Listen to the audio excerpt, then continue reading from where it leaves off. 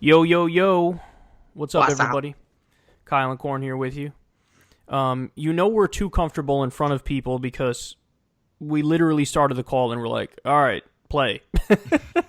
Record. No prep, nothing. Like Yeah. we just gangster this shit out. We weren't like, hey, man, how you doing? What's going on? Let's chat for like 5 minutes. All right, now you ready to go on? It was like, yo, Because we start. have this type of like friendship where it's like just gangster. Like I'll text you if I have something to text you. Like I'm not gonna be like, hey, just woke up, man. My right foot's hurting this morning. I'm like just have a convo and like Although you could tell me that and I'd be like, what the fuck happened with your foot? yeah, that's true. I'd be concerned about your foot. I wouldn't want you randomly having a club foot. But we more keep it real. Like I know you are keeping it real.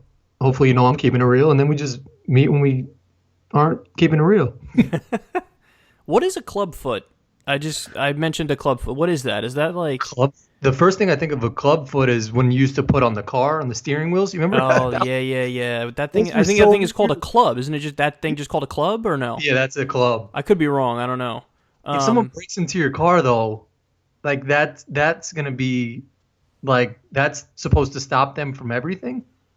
It's so funny you mention this because I was thinking about it the other day. Like, if people who know how to hotwire cars and know how to get into a car, like, if you lock your keys in the car and then somebody comes from the gas station and they do the thing and they can Yeah. pop it open and then they go in there. Like, so if you know how to get into the car and then you know how to hotwire a car, yeah, you could steal any car. But then I guess that thing, the club thing, which I like how we're calling it a club, and I still have no idea if it's actually called a club. No, it was a club. That Oh, it was is what called a club. was. Okay, for Yeah. sure. Okay.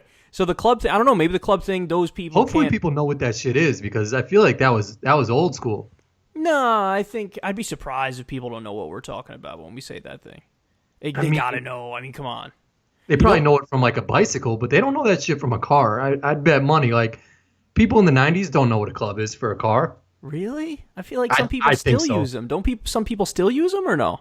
I hope not. You know what the stupidest thing is? The bumper buddy or what? Bumper like. Those are so fucking stupid. I would rather rock the dents than rock the little fucking like apron for your bumper. Like what? People put that shit on like a fucking like I've seen him on. I don't want to say I've seen him on BMWs, even though I probably have. The classiest car I've probably seen it on was an Audi or like an Infinity, which is just like what? Why? It's because like in their mind they think, well, whatever. They drive their car in a city and it's a busy city and they got to park on a public street and they're afraid of people knocking their bumper. But yeah, it's honestly better to just have a little bit of a fucked up bumper. Like So fucking just have a hideous. few dings in your bumper, which sounds dirty. Dings in your bumper, but that's so much better than having this weird thing. That like, how did anybody buy that? I feel like it was started as like a joke and then people actually bought it. Yeah. Like the person who started it was like, I'm gonna play a prank on everybody. Watch this.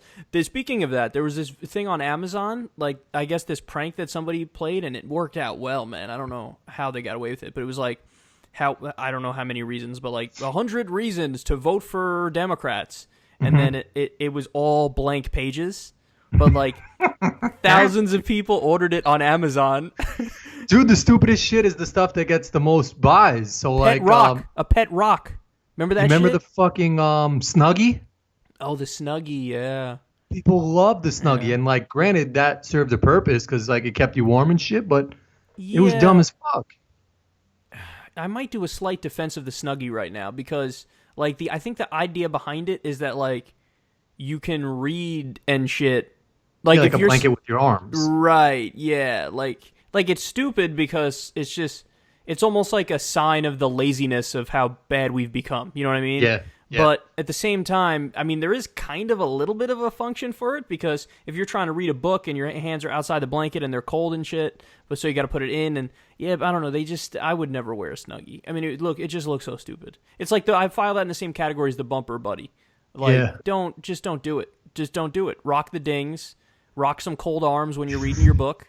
Like you got to deal with. It's tough though. You ever been in like a butter position where you're just like, I don't want to move my arm from underneath the blanket, Yes, 100%. but the remote doesn't. The remote doesn't like go through the blanket. You're describing like my life has been trying to search to achieve that like the buttery position and just never move again. Like that's my whole life is in search of that feeling.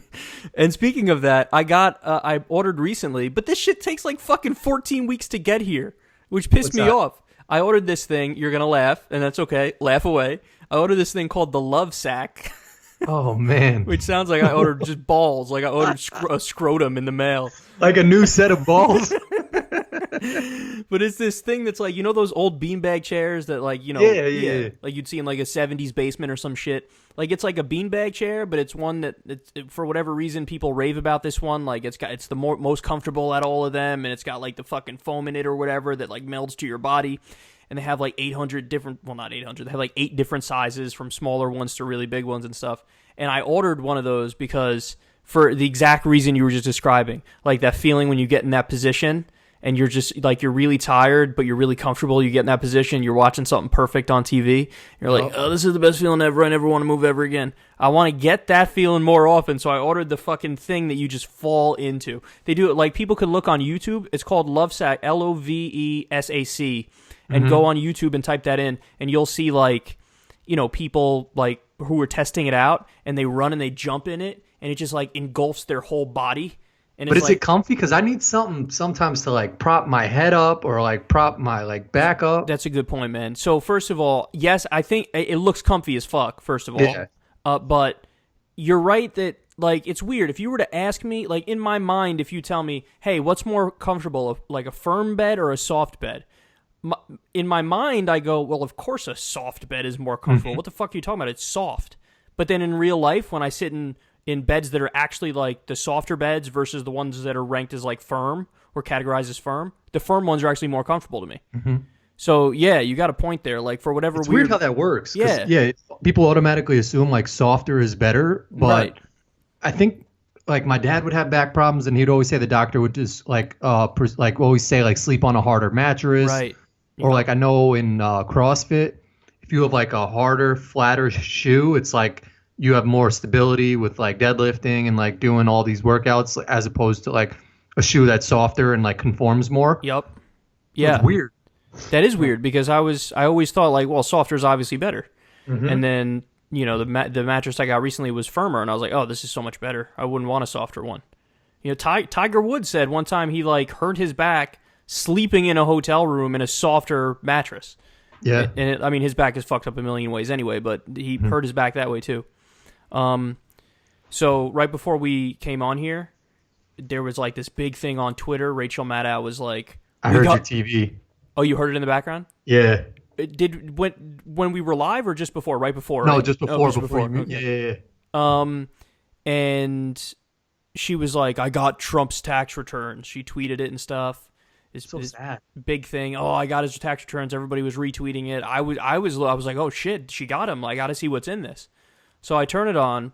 The first 20 minutes is her doing like her setup where like she knows how to talk for a really long time without saying anything. So she just talks for like 20 minutes.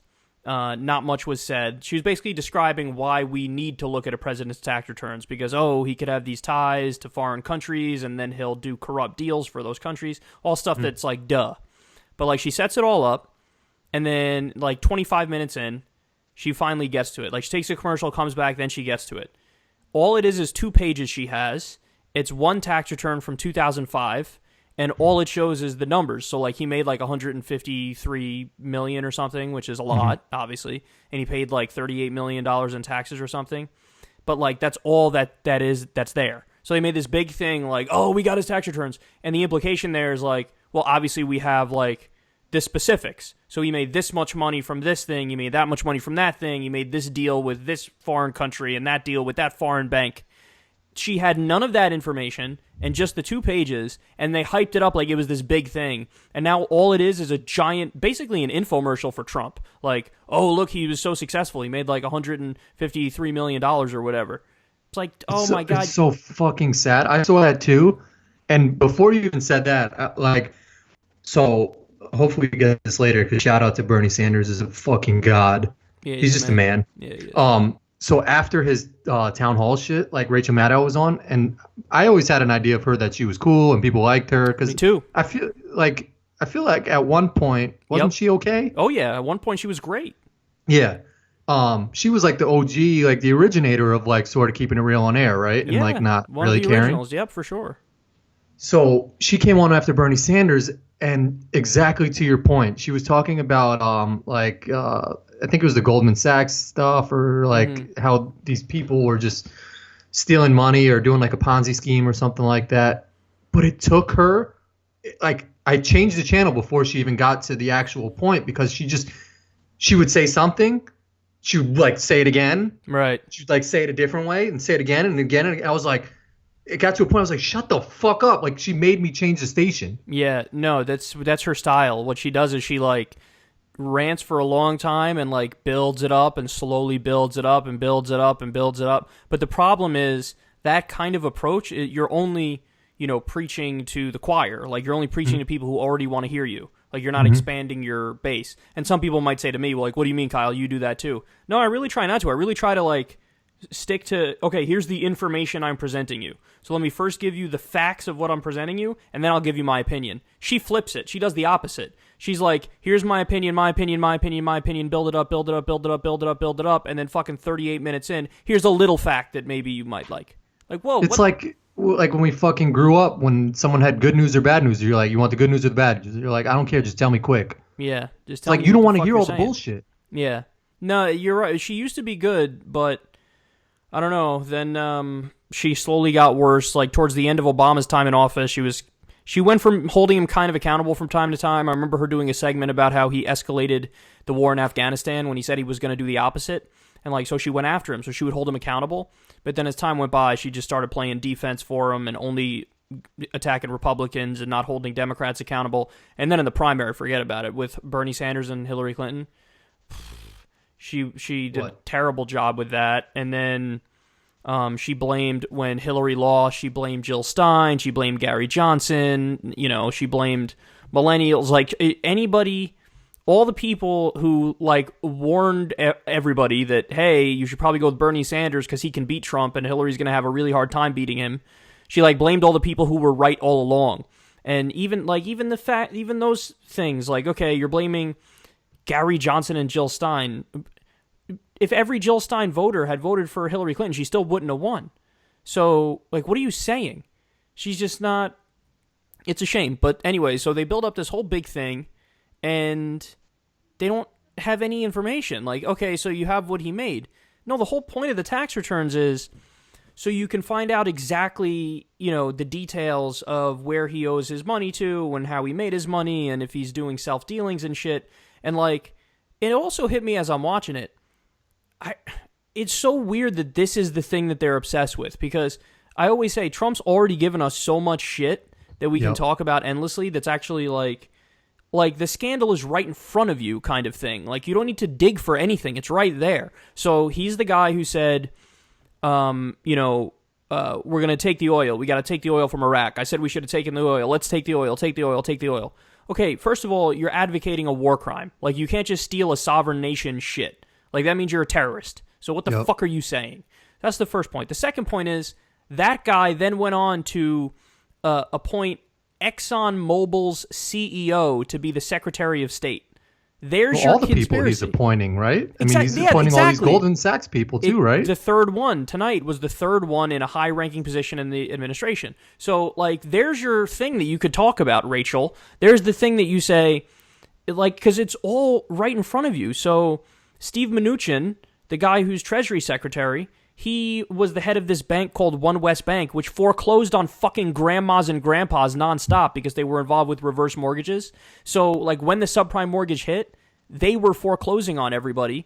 And now you have this guy as Treasury Secretary. He was basically doing the opposite of what the government is supposed to do. The government is supposed to be protecting people and, like, looking out for the people. This guy was foreclosing on everybody left and right. So he was like the king of the swamp. I mean, Goldman Sachs was a criminal organization that did fraud as a business model. And now he's the fucking guy who's the head of the he's the Treasury Secretary. So, like, why? That's the story. I just don't get these guys, man. Well, it's just sad. They need ratings, and she felt that, like, hyping people up would get ratings. Now now hopefully, I mean, if she ever does this again, which she probably won't, or she probably will. Boy Who Cried Wolf. Dumbass. Next time they have a real story, it's Boy Who Cried Wolf. Fuck that. I'm not going to watch this bitch. She has no info. Like, the fact that, I mean, they had nothing, like you said, it was more of like you're bringing Trump up with this. Like, yeah, he made $150 million. There's nothing bad in there. Like, Yeah. So I came here to watch you shit on him, and you're praising the dude. yeah, and not only that, like here's another fact that we already know. This is I can't believe people don't bring this up more. Trump already has over $1 billion in debt that's mostly held on Wall Street. And that's personal debt. He has over $1 billion in personal debt that's mostly held on Wall Street. Okay, again, you're looking for the big thing on Trump.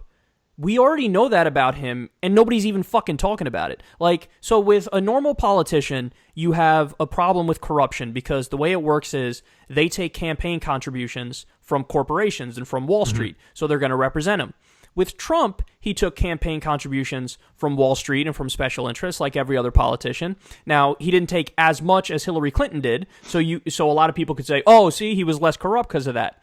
But no, they're missing another piece of the picture, which is Trump actually had over $1 billion in personal debt that's largely held on Wall Street. So, like, there's your story. He's obviously going to... Because the thing is, they can renegotiate that from time to time. They can sit down at the table and renegotiate it. Now that he's president of the United States, when he goes to renegotiate his personal debt, you know what happens. They get in the room together. He's sitting across the table from Citigroup CEO or Deutsche Bank CEO, and he's like, all right, here's the deal. Maybe you wipe my debt slate clean, and we give you a subsidy.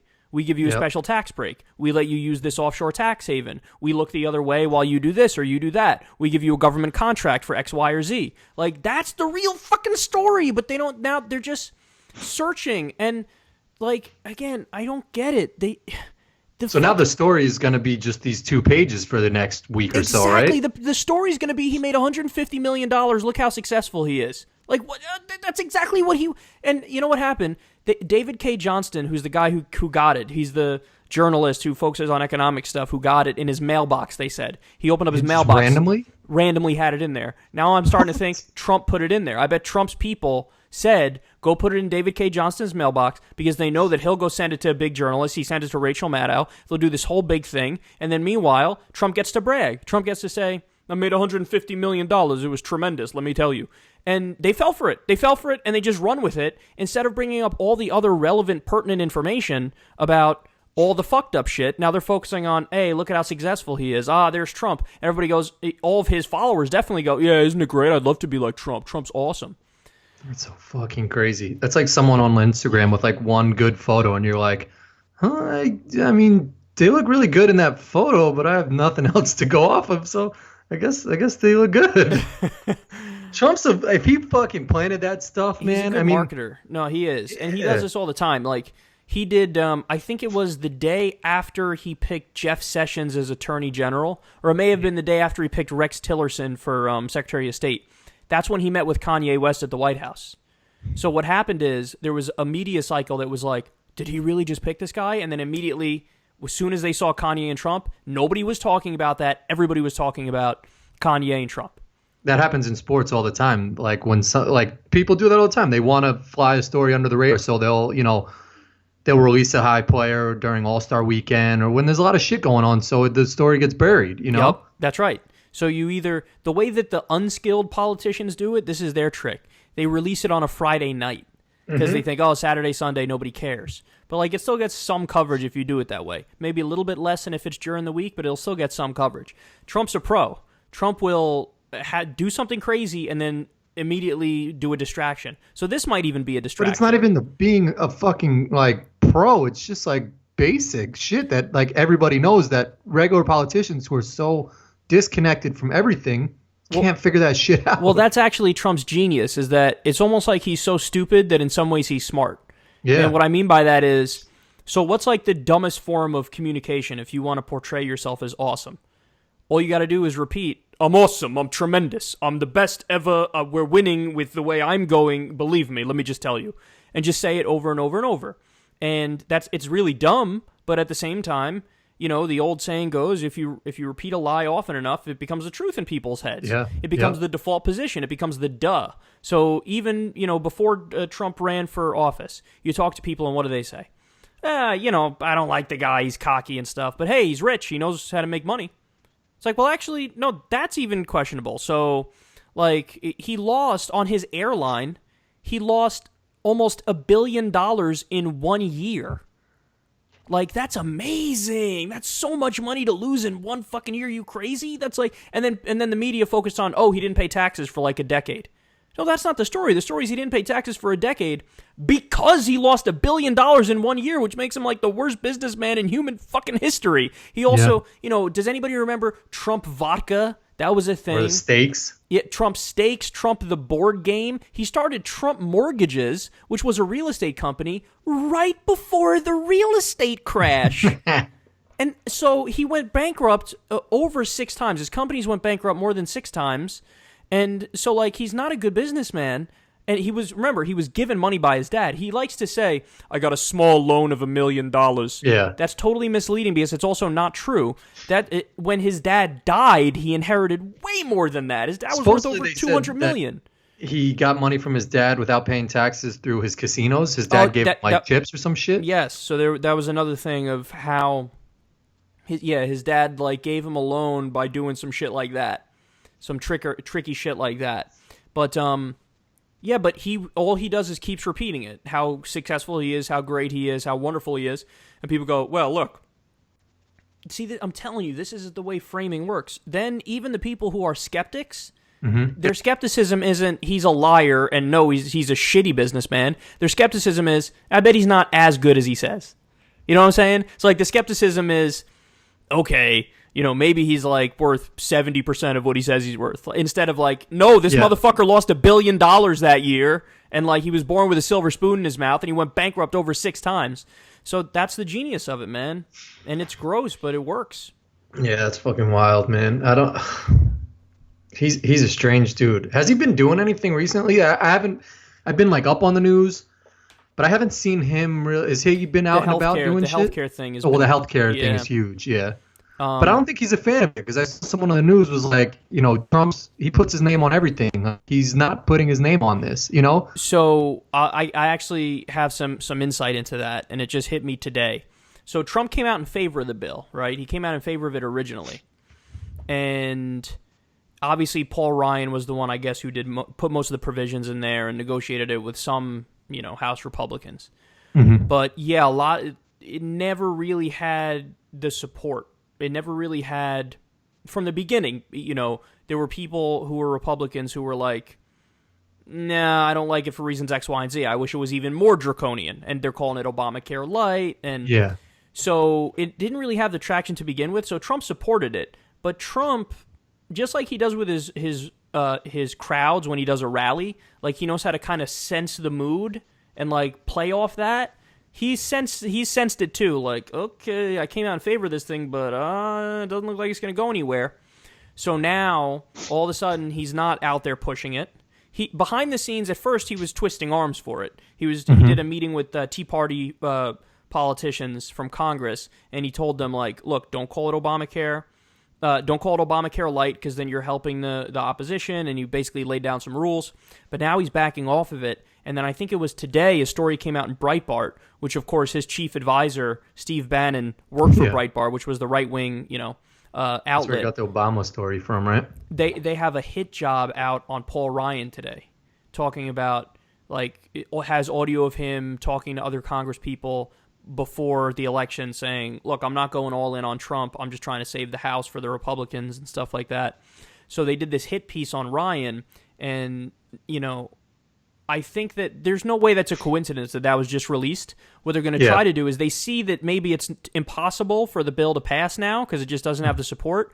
So they're going to try to pin it all on Ryan. And Trump's going to turn around and say, what do you mean? I never even supported the bill. Maybe I supported it a little bit, but then I said immediately, no, this has problems and we're going to have to fix this and we're going to have to go a different way.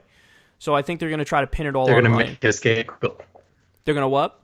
Make him the scapegoat. Yeah, they're going to make him a scapegoat. He was just on 60 Minutes, like, talking it up and doing all this shit, talking about the healthcare bill, and he didn't defend Trump on that Obama stuff, but it sort of looked like he was on his own island. They were like, have you spoken to Trump? Has he given you feedback? And he's like, yeah, he's there. Like, yeah. This bill is so shitty, man. This bill is, first of all, it's like a $600 billion tax cut to the rich. It really is amazing. Like I couldn't. I was floored by it. $880 billion cut to Medicaid. What else? There was, oh my God, the CBO released a scathing report on it where they were So basically, if you're older, it helps you better than if you're younger, right? I saw something you get more, like, what is it, subsidies if you're older? It's the other way around. That helps younger people more. Younger, healthier people really? would pay less, but older people would get fucked. So they said a 64-year-old who makes about $25,000 a year, under Obamacare, they pay about $1,700 a year for their health care. Under Trumpcare, it would be, or Ryan Care, whatever you want to call it, they would pay about $15,000.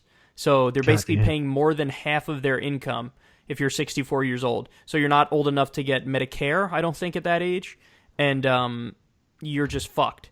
So, but there's all these problems with it. I don't get, like, what? So they wanted to repeal it. So repeal it and replace it is basically just like change it and bring out a new shit, right? Yeah, get rid of the old one and bring in a new one, which is what they're trying to do with this bill.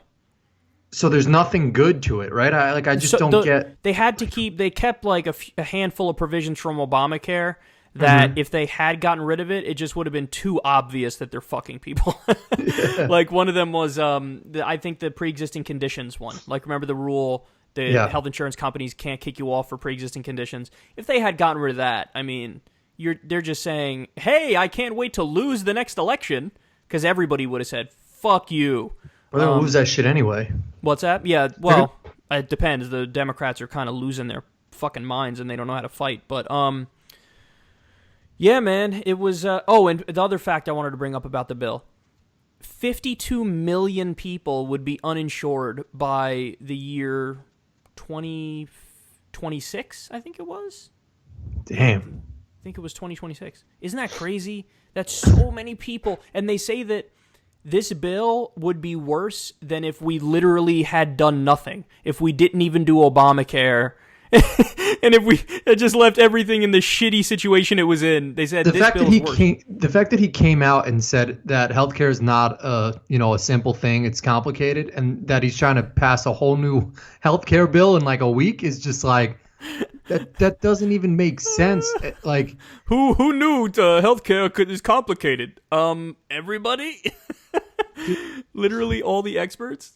Like, why try and change this shit so fast is what I don't get. Like, what's the rush? No, so the Republicans pushed themselves in a corner because from 1980 and onward, they've run so fucking far to the right that they're off the spectrum. I mean, they're no longer, Noam Chomsky says it, they're no longer like a standard party. They're literally off the spectrum in their commitments. So they're like a mix of fucking quasi-Christian fundamentalism and nativism mixed in. So backwards social ideas mixed in with just rank rich corporatism. Yeah, like anything and everything they do is for the rich and for the corporations. So they tried to repeal Obamacare when Obama was still president over 60 times. Damn. So when they do that and they're the minority party, it's more bark than bite because it's more symbolic because they know Obama's going to veto it even if it somehow were to get through the Senate. So, but now that they control everything, it's like, okay, now you gotta govern. Let's see what you're going to do. And like they promised all their fucking crazy ass constituents were going to repeal it. And so it's even that bad that it can't get passed in a House of like Republicans. It actually has a chance to get through the House of Representatives. In fact, I wouldn't be surprised if it gets through the House of Representatives. If it got through the Senate, that would be surprising. Because that's where it gets shot down? Well, yeah, because the Republicans have over 50 votes, but they don't have 60. And as of right now, the way the rules work, the Democrats can automatically filibuster anything that doesn't get 60 votes.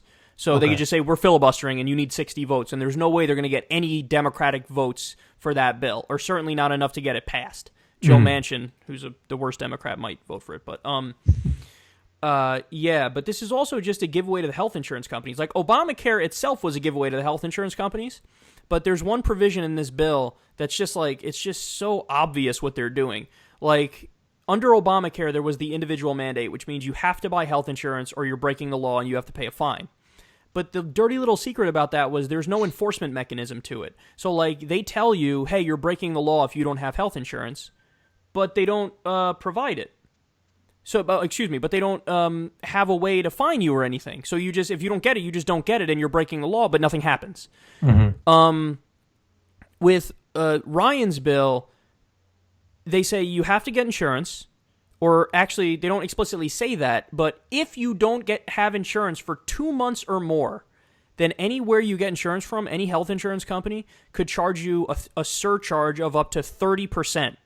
So, in other words, if you go more than... What's the point of that? Well, the point is to fucking make the insurance companies filthy rich and have them do nothing. So of think course. about it. It's a win-win for them and a lose-lose for you. When you have insurance, they price gouge you, and they pay a 3%. They have a 3% profit margin, which is just skimming money off the top for no fucking reason. And they only 80% of the money goes to actual health care. The 20% goes to overhead and shit, which is very inefficient. So they price gouge you if you're buying the insurance, and if you don't, and then eventually you buy it, then they price gouge you even more because they just charge you for missing. So the insurance companies, as much as they loved Obamacare, they love this even more because Paul Ryan crafted it to be totally in favor of them. And that's the thing, like, think about it. If you actually gave a shit about the people, is there any way you could propose a bill where 52 million people would be without health insurance? No shot. Yeah, so it's not about the people. It's about their fucking donors. And again, Obamacare was bad enough because they factored in the donors way too much there too. Like, Obamacare was just a Band-Aid over a gaping gangrenous wound that was our healthcare system. But yeah, the answer is Medicare for all, but obviously nobody's fighting for that. Yeah, but things that, like, what I don't get is, like, shit that starts from nothing, it takes time to, like, build it up, and, like, it's not going to be good at first. So you make fucking changes to what we have and make that better. Like, okay, you see that people, like you're saying improve upon Obamacare is what you're saying. Improve upon Obamacare. Like, it's like, here's the first airplane. That shit fucking sucked. But it's like, was buns. Yeah, but it's like, we have a frame, we have the base of what to go off of. Yeah. Don't just try and, like, be like, oh, here's a bear plane, and it's like some shit that you're like, what the fuck is that? Yeah. Yeah, no, what they should do is they should take Obamacare and they should transition it over time into Medicare for all. Like, you should find a way to kind of take the framework, the groundwork, and build upon it, and then make it Medicare for all. That's kind of what Bernie Sanders wanted to do. Yeah, but it just goes to show that, like, they're not willing to work with Democrats on anything if they can't even work on that shit, which is just like, Yeah, the Republican... Well, they're definitely not going to do that because Medicare for all would fuck over the insurance companies, and the Republicans only care about the private insurance companies in this and the pharmaceutical companies. But the Democrats, too. The Democrats don't really only Bernie, really. There's only a few Democrats who openly argue for Medicare for all because everybody's bought by the pharmaceutical industry and bought by the insurance industry and just bought by the healthcare industry in general. So it's a shame. But yeah, to go back to the point about working with them, the Republican idea of bipartisanship goes like this. Yeah, we'll be bipartisan. We'll unify with you if you do our ideas. And the Democrats always go, yeah, I'm going to do your ideas. That's where the blue dog Democrats vote with the Republicans. Joe Manchin does it all the fucking time. He voted for so many of Trump's picks. Corporate Democrats do it. So we want to do the opposite. Like, we want to make it so that Republicans do our ideas, and they do our ideas because they know if I don't do their ideas, meaning progressive ideas, I'm going to get voted out. And that's where the idea of Justice Democrats comes from. Like, the things that we're pushing for with Justice Democrats, if you look at the polls, it's just what everybody agrees to already. Yep. Like 80% of people want to raise the minimum wage. Okay, let's fight to do that. Over 50% want a single-payer healthcare system, a Medicare for all system like we were talking about. Okay, let's do that. Majority of people want universal college, free college. Okay, let's do that. So all we do is take everything that people already believe, and we say, we're going to fight for these things. And that's the thing is, we haven't had a left-wing party that knows how to play politics in, like, forever. Since maybe FDR or LBJ, and even with them, it was only on some issues that they were progressive. But in a way, Trump did that, right? And, I mean, there's less Justice Democrat-type people than there are Justice Democrat type people. You know, like Trump was saying, let's take out the Mexicans, they're rapists, and majority of people were like, yeah, I guess that's true. You know, No, so like no, he I was don't think telling so. people what they wanted. You know, Well, on some issues he had a majority, but it was very few. Like people would be surprised. Like Trump had an unfavorability rating of 60% the day he Yeah. won. So That's he crazy. beat Hillary while he had a 60% unfavorability rating. So Trump winning was more of a reflection of how sick people were of the status quo, and Hillary Clinton represented the status quo and business as usual. So that's how you break that down. There are some issues where he had a majority, like on TPP, for example, on trade deals. But outside of that, everything else, like no, the American people, are not in favor of fucking like nationwide stop and frisk, which basically is like a police state where the cops like shake down black people every time they see them, and they don't need any evidence or any reasonable suspicion. They just can search anybody they want, and lo and Yeah. behold, who they always search? Black people. They always search minorities, and you could like a Wall Street banker could walk by Yep. like doing the thing with his nose, like he just snorted a fucking boatload of coke, and they're like, "Good day, sir. How you doing today?" Yep. Like so.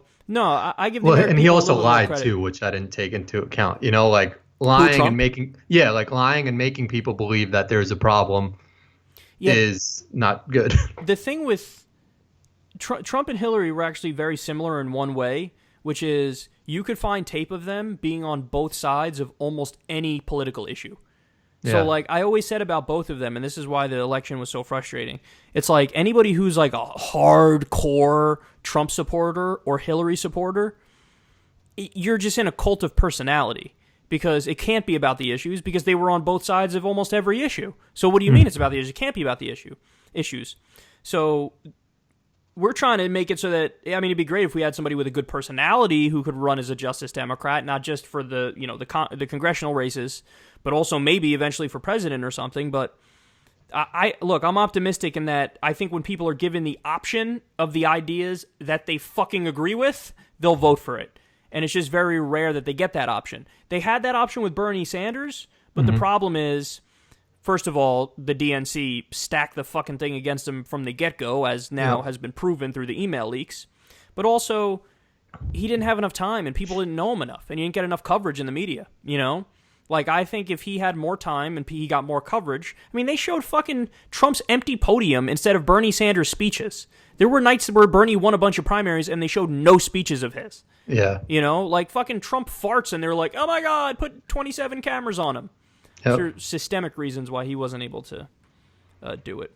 But Sad man. He sells more. He's more. Like he's just. I don't know, it's fucking crazy how just there's that quote. desperate the fucking TVs are of just ratings that they got to put him on every 2 seconds because that's what they think people want. When in reality, it's like people will find the shit that they want. Just like keep it real and put the actual like stories on. You know. Yeah. Like the mistake that mainstream media makes is they think that news stories can't be inherently interesting. Like you have to find the squeaky wheel and then cover that. Give the squeaky wheel the grease. Like just look for it and then find it, cover that. No, but like on my show, if you see the things I cover, they're informational, but they're also interesting and people want to watch it. And it could be something that seems somewhat mundane. But no, when you actually hear the facts of it, like the news is really fucking interesting, actually. And you have a bunch of people who are these news anchors who just kind of read the prompter and they're not interested in it. So people tend to think the subject is innately or inherently not interesting. When no, it's just the person discussing it doesn't know dick about it and they're not interested in it. You know what I mean? So, Yeah. and that's why they default to, I don't know, just show Trump fucking ranting and raving. And who was it? There was the CEO of some mainstream media company, I forget which one it was, who basically said Trump is great for business. So, like, bad for the country, great for business. And it's like, ooh, like, he just admitted it, didn't he? Like, this is why you're doing it and covering him nonstop, is that you care about the ratings and you know it might be horrible for the country if he actually becomes president. And then he became president. It's sad how he's fucking tearing the country apart. Like he's him and his people are ruining what is a great thing right now. And Well, I think it was already kind of fucked up, but yeah, they're making it worse. There's no doubt about that. yeah, And that's why you need the Democrats, I feel like, to know what the fuck they're doing. Like, I just covered a story today.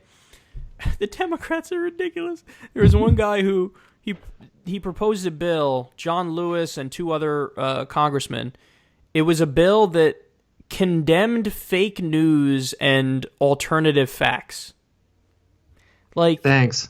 Yeah, like, oh, you're so brave. What do you mean? Like, that's what the bill says? Yeah, that's what it says. It says that, and it says, like, we're reaffirming that the U.S. is a democracy and not an autocracy. Like, okay, you want to say that? Why not propose a bill to actually fix it, to try to get money out of politics, for example? Why not propose a bill? You say you're so concerned about fake news, you're so concerned about fucking alternative facts. How about the alternative fact that the U.S. has the best healthcare system in the world? How about you propose a Medicare for all system to try to make us the best in the world? Like, actually do something. Yeah, like the Democrat, like that's just virtue signaling. Like, we're good people and we're against alternative facts, okay? I mean... Well, that's like your tweet that was like... I think it was something you retweeted from Ann Coulter that was like, we need to stop having conversations or... Stop having... Yeah, she said, we need to have a national conversation... about not saying national conversation or something like that. Like, stop saying let's have a national conversation, because that's just a bullshit thing. And I was like, I hate it when she's right, because that's right. I've said that about fucking, like, in daily life too, just at work. Everybody's jobs, every 2 seconds is just like, yeah, let's set up a meeting. Let's have a meeting to talk about this. Like, hey, yeah, send me an invite and we'll have a meeting about this. And just tell me what the fuck you want to tell me. Stop with the meeting. And like, nothing ever gets fucking done because people don't want to do shit. Like, people just have to do shit. Like, Justice Democrats, you guys are doing something. Yeah. As opposed to like, hey, we need to run someone new out there. Like, we got to do something. Yeah. It's like, okay, fucking do something. Yeah. Instead of like, hey, let's set up a meeting to do what John needs us to do. And then from that meeting, it's like, yeah, we'll revisit this in a week. Let's set up another meeting. I'm becoming like allergic to that whole thing, like, because you're right, that happens so much. Where you have people who just, they want to like sideline critique it, like backseat drive it, and be like, what you should have done is, matter of fact, let me pencil you in for next Tuesday, and we'll fucking talk about it for an hour and a half, like. No, like you said, you got to fucking do it. Just do it. I was screaming that in one of my videos recently. Oh, the infrastructure thing. Like, the new infrastructure report card came out where the American Society of Civil Engineers, basically graded our infrastructure, and we got a D+ again. So, like, our fucking, our wastewater thing, shit, airplanes, right? Yeah, all that. It's just shitty. Airports, I mean. Yeah, everything. It's just shitty. So I did a segment where I was like, just fucking fix it already. Like, just fucking fix it. You can form a committee and then fucking talk about it for fucking 13 weeks and then we'll have public comment session and blah, blah, blah. Fucking fix the fucking infrastructure. There's potholes in the road. Here's a motherfucking shovel and some tar. Bitch, get to work. I think, like, people, like, I think it's an East Coast mentality. It's just like, get the shit done, worry about the consequences later. Like, so I was on a call at work. I needed something done from UPS. And, like, it was sort of a hassle. And the lady was like, yeah, we could get this done, but you do understand that it's like $8 to ship each box or something like that. But we could get it done. I was like, so I asked the kid next to me, I was like, who pays for this? Is this us? Or he was like, I don't know. You should sort of check with blah, blah, and get this. I was like, do it. Just do it. Yeah. I was like, get it done. Like, get the shit done. And then fucking worry about it after. Like, no one's going to complain if you fix JFK and that shit looks brand new and then be like, fuck, man, like, what do we got to do? It's like, no, we got a brand new airport. Who gives a fuck who's got to pay for it? Like, exactly. Now, you're doing some stupid shit like like fucking building like a giant, like, dick statue? Concrete dick statue in the middle of Times Square. Then people are going to be like, yeah, maybe we should have did that. If you're fixing bridges and fixing the fucking airport, nobody is going to be like, take it down, rip it up. Yeah, like, and it's honestly, it's the fucking the Nike thing. Just do it. That Rogan was talking about that recently. He was like, how many fucking like kids who were lazy just sitting there saw one of those commercials? There's like a great commercial with the fat kid jogging. and like with the sun coming up and he's sweating and it says just do it and it's just him jogging, like fighting, pushing through it. And it's like, wait, that's exactly right. Like, to say nothing about Nike, just that they fucking had the slogan or whatever. But, like, that's the mentality you got to apply. Like, I get people who sometimes reach out to me for the show, like, oh, I'm starting to think about doing my own thing, and I was wondering about this, this, and this. And again, my response is always, dude, the fact that you're even reaching out to me is a problem. Because I didn't reach out to anybody when I started. I was just like, all right, I'm doing this. And I spoke to myself for the first year and a half. Nobody was fucking listening. Who the fuck was listening to me? Who the fuck was listening to me? Nobody. We like back in '88. It would be like you would come. I remember over. in the secular talk room, it would say on the right, like the chat listeners, and it would be like guest number 564-232, and I'd be like, I think that's my dad. like, it'd be like 6 of those people. We had 6 was a good day. We used to have 4 Locos. Remember 4 Locos? Like the drink? The drink, 4 Locos. Yeah. I would get 2 40-ounce Coronas. You would come over. You'd have the Coronas for you. You'd have my 4 Loco. Yep. And then we just fucking talk. We just do the show. We would do that tea thing too with the what was that like herbal thing that you had that you got from like somewhere? Oh. Remember how you had some thing that we put in the tea? You know what I'm talking about? Tea. It was like some powdery mix that we put in our tea. Kratom. Yes. I still have that stuff all the time. Yeah, that's how much I trust you. Like I let you put, like you were like, yo, put this in your tea. I was like, yo, you'll like this. Don't worry about that. It could have been some Vladimir Putin poison ass shit. You never really felt it, right? Or you felt it a little bit, maybe? Nah, I never really felt it. You never really felt it. Okay. I feel like maybe if you had it now, you might feel it. Sometimes that happens with certain substances. Probably. First time I smoked weed, I didn't feel it. The first few times, actually. Matter of fact, I've told that story before, but I'm going to tell it again because now's the perfect time to tell that story. Mm-hmm. So I had smoked weed a few times already, and this was high school. And, I thought I was cool. I was probably a sophomore when I first tried it. And I was like, yeah, look at me. I'm cool. I'm smoking weed. But I never fucking felt anything. Like, I did it like 2 times, and I was like, I don't feel anything. So I was like, I guess this is what it is. I just don't feel anything, and this is what it is. Then I tried like a 3rd time. I was like, I don't feel shit. I didn't know why. I just didn't feel it. And then one time, I was, it was like an hour before a class I had to go to. Mm-hmm. And somebody asked me, older kids, like, oh, you want to come smoke? We're going to go smoke. I was like, why the fuck not? Because I get to be cool and hang out with older kids, but at the same time, I get to not be high while looking cool. So I smoked it, and then, I was like, okay, it's time to go back to class. The minute I knew I was high, I shit you not, I have a vivid memory of this, is when I walked in the door to go to the class. Like, right when I hit, remember the art wing of New Rochelle High School? Yeah, of course. Right when I hit the art wing, and I walked through the door, and I started walking, I was like, oh shit, I am so high. I think it could have been the same fucking day. Finish your story, because I'll chime into this one. No, you can say whatever you want to say.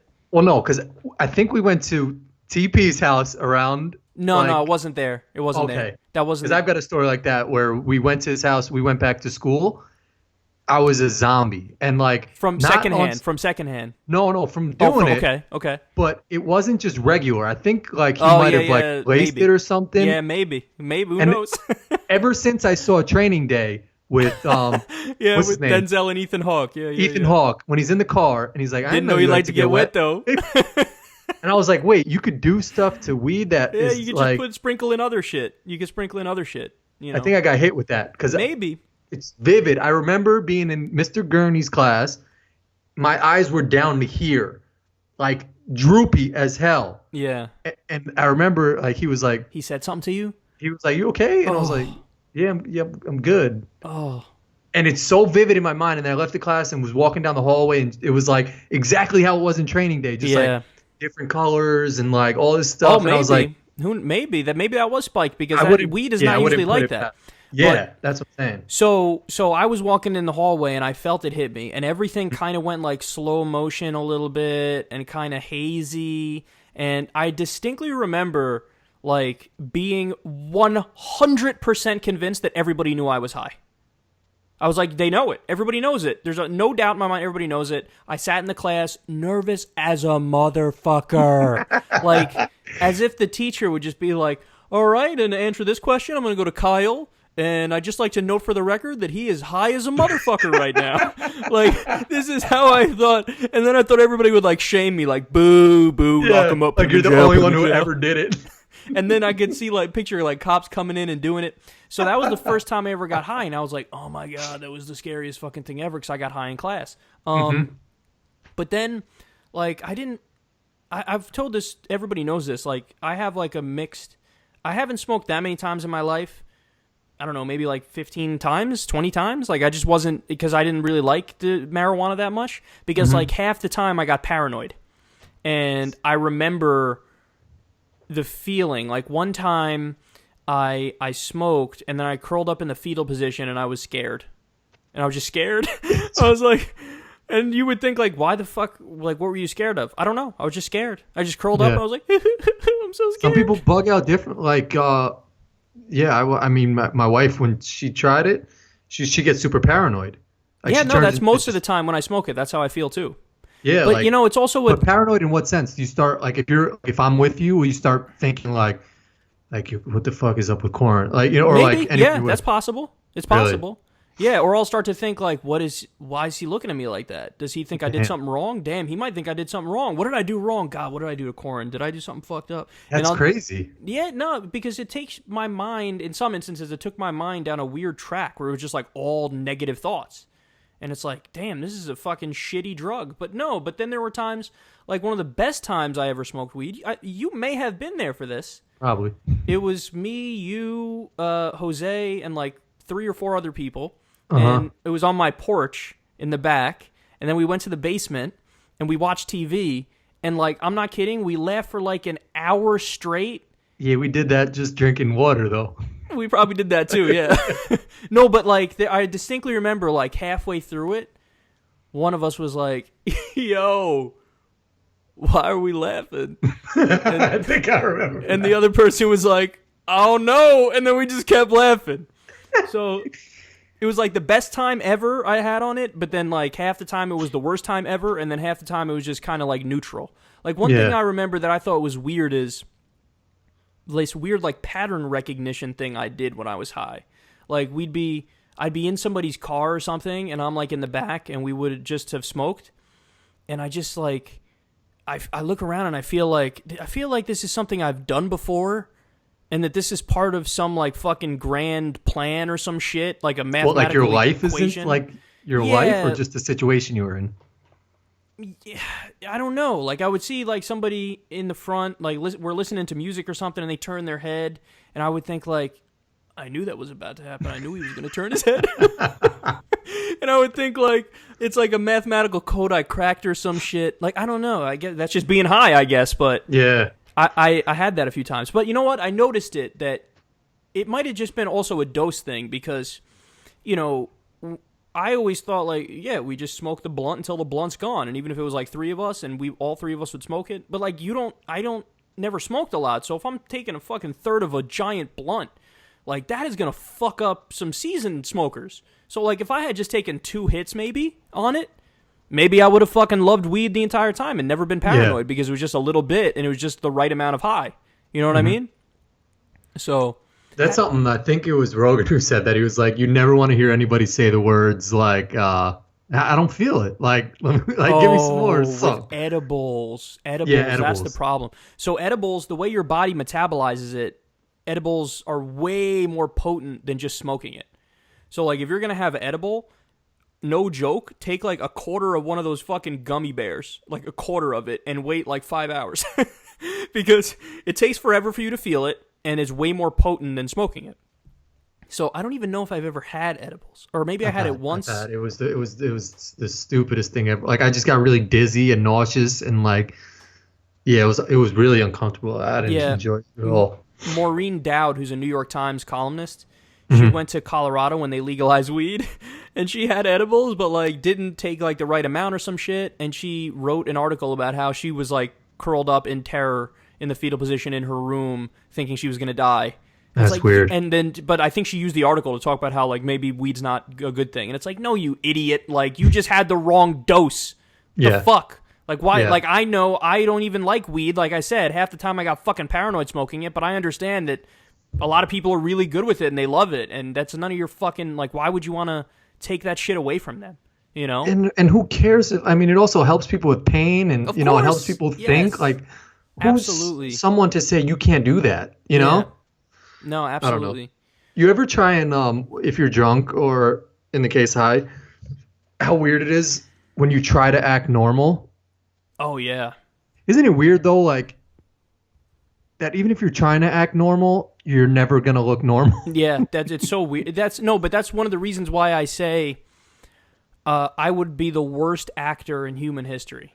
Like, you know how, like, sometimes there are people who are like, on some weird kind of level of fame. You know, YouTubers it doesn't happen as much with, but, you know, they'll be famous at something else and then they act in like one thing, whether they're like a fucking pro golfer, hey, we're going to use you in this movie about golf or whatever. Yeah, and I athletes who are in movies, you're like, it's weird. I thought like there's no way they could ever come to me for that because I'm just the worst actor ever. Because I could, if I try to act normal or seem normal or do this or do that, like if you give me lines, I will fuck it up or change it. There's no way. What if you were in a movie, if you were in some like Bill Maher movie and it was just like someone walked by your studio and you were doing your show? Would that still be weird? No, if I have to play myself, I could play myself because it's just myself. It's just me talking. Yeah. But if it's anything other than myself, I will literally be the worst actor ever. Because you're right. If you try to look normal, you just... And who the fuck... Only the best actors in the world can try to look normal and look normal. You know what I mean? Yeah. Like only like Denzel Washington and Leonardo DiCaprio and like they can look normal when they're trying to look normal. Nobody else trying to look normal. Everybody listening to this right now, if you try to look normal, motherfucker, you will not look normal. I will take one look at you and go, you're trying to look normal, but you're not. Yeah, it's like with anything, even if you go to like a party or something, and it's like, let me look cool. Let me look cool, and then you're standing on the wall like, do I look cool? You're like, dude, you don't look cool. Just be yourself. But it's weird because it's like you can be drunk and then be like, all right, just stand here, just will your way out of it. Don't work. Well, and then people are like, yo, you look fucking weird. Yeah. Yo, we've all seen the face of somebody like drunk but trying to. No, I'm good. Yeah. I'm sober. No, I'm good. You're like, nah, they do you're a thing not. With their eyes, like, or a high person. It's like, yo, your eyes are really like closed right now. They're like, oh yeah, let me open them. Like the eyebrows go up, but their eyes are still shut as a motherfucker. Like you can't. Man. Like this reminds me. I think I told this story too. My dad, he was in some ways. Look, I love my dad. He's my dad, but in some ways, he was such an idiot. Like he had his wisdom teeth surgery done one time. This is that old school man mindset. Like this is a man right here. He was like, so yeah, I got my wisdom teeth pulled out. And I remember telling the doctor was like, hey, here's your prescription. I was like, nah, doc, I'm good. So he decided I'm not going to have painkillers. I just got my wisdom teeth pulled out. I'll be good. Like I'll walk. And then he went to work. He was walking around the dealership. He said he was in the middle of the fucking showroom, and it was the most excruciating pain he ever felt in his life. He was doubled over. He was like, oh. It's like, yes, you idiot, because he thought, my mind is stronger than the pain. That's the stupidest shit when people are like, oh, I'm gonna heal you through faith. Oh, yeah. That's fucking dangerous, man. My dad thought his like power of will could override it, which is just as bad. But yeah, that faith healing shit. I mean, that can fucking kill people. You know, they can kill people. I'm also, but I don't know. I look at things this way. I'm like, if you're sick, I'm like, no, you're not sick. Just get over that shit. Like, just tell yourself you're okay and you'll be okay. I think of that a lot. The thing is, like, okay, so that thought might make you feel 5% better. So maybe there's utility in the fact that it makes you feel 5% better. But here's what's for sure. You ain't cured. Yeah, that's like, true. You see what I'm saying? So, like, the power of positive thinking can be good insofar as it gives you almost a little bit of a placebo, you know? But what annoys me is that so many people try to pretend like the placebo isn't a placebo and try to pretend like it's not that little bump you're getting. Like, if you're honest about it and like, yeah, I'm bucking myself up because I feel like, it'll help me a little bit through this. Okay, I got you. But then there are people like my dad who was like, no, I will override the pain with my mind. And Dude, then, I went to the first doctor I went to out here in Illinois. He was like a doctor, I swear to God. He was like, we heal people through a lot of like faith and like thought. And I was like, deuces. I was like, see you later, dude. He was like, are you religious? Are you spiritual? Because a lot of this, it's all mental. yeah, I was like, I'm gone. no, if I have a disease, hopefully you'd tell me. No, And he had like, I looked at his wall. He had some religious article that was like, Dr. Whatever heals people through faith. And I was like, whoa.